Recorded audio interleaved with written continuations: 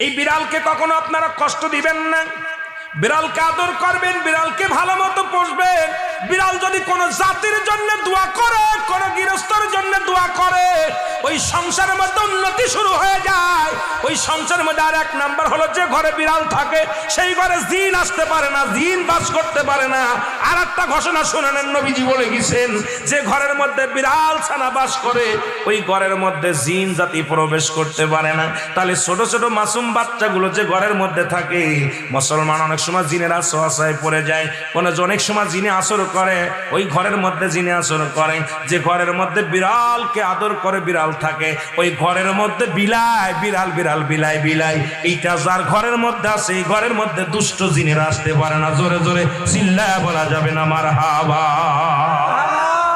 একবার নবী সুলাইমান আলাইহিস সালাম শুনতে পাইলেন, পাশের বাড়িতে একটা কুকুরকে কষ্ট দিয়ে বিষ